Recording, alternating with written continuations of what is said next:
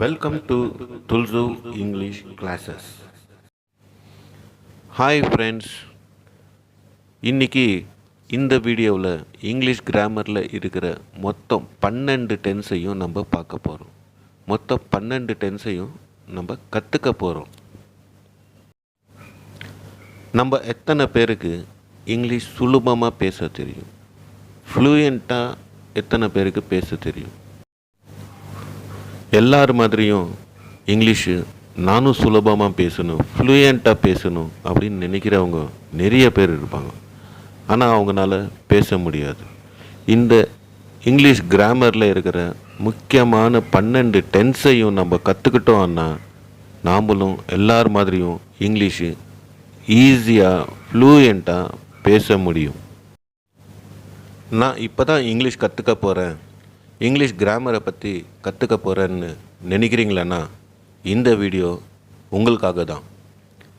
இந்த வீடியோவை ஸ்கிப் பண்ணாமல் கடைசி வரைக்கும் பார்த்தீங்களன்னா இங்கிலீஷ் கிராமரை பற்றி நிறைய கற்றுக்கலாம். இந்த 12 டென்ஸு நம்ம கற்றுக்கிறதுக்கு முன்னாடி அடிப்படையாக இருக்கிற இந்த 3 விஷயத்தை 3 டென்ஸை நம்ம புரிஞ்சுக்கிட்டால் தான் 12 டென்ஸையும் நம்மளால் ஈஸியாக புரிஞ்சிக்க முடியும். Past tense, present tense, future tense, இந்த 3 ரொம்ப முக்கியமான டென்சஸ். பாஸ்ட் டென்ஸ் நடந்து முடிந்த செயல்.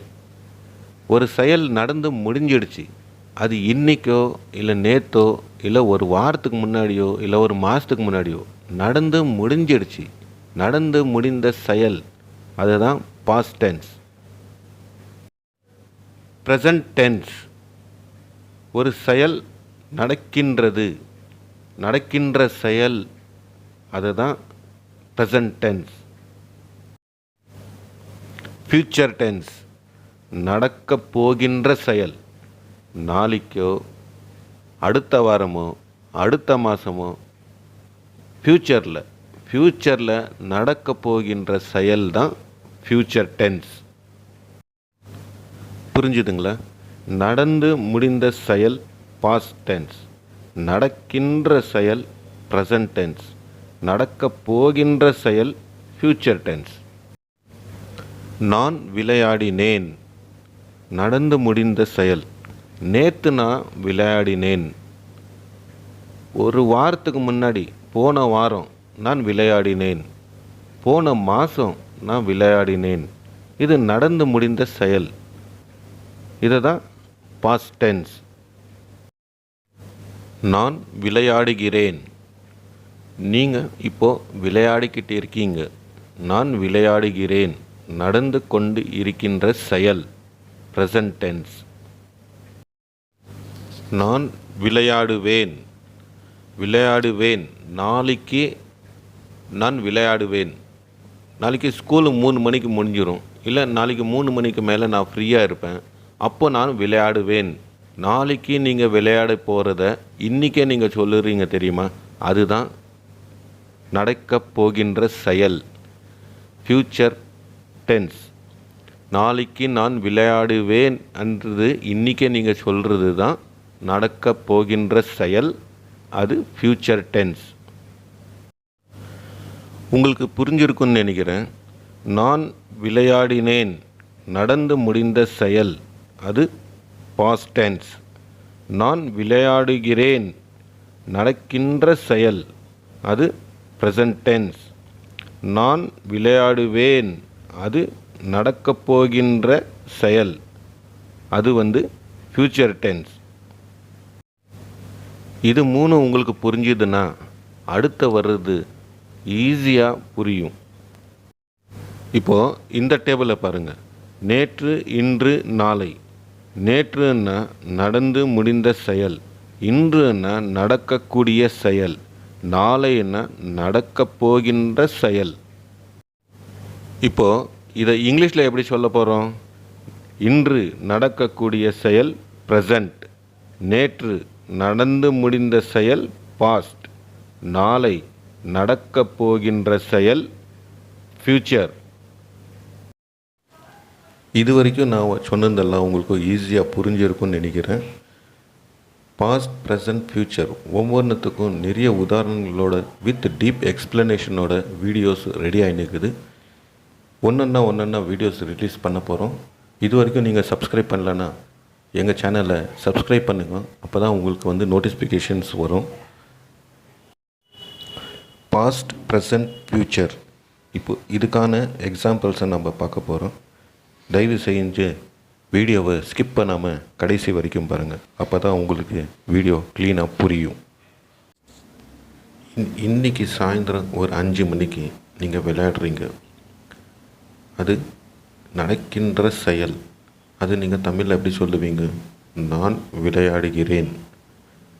நான் விளையாடுகிறேன்ன்றது இப்போ நடக்கின்ற செயல். அதை இங்கிலீஷில் எப்படி சொல்லுவீங்க? ஐ ப்ளே. இதே நேற்று 5 மணிக்கு நீங்கள் விளையாடினீங்க. நடந்து முடிந்த செயல். அது தமிழில் நீங்கள் எப்படி சொல்லுவீங்க? நான் விளையாடினேன். அதே வார்த்தையை இங்கிலீஷில் சொல்லணுன்னா எப்படி சொல்லணும்? ஐ பிளேடு. இது நடந்து முடிந்த செயல்.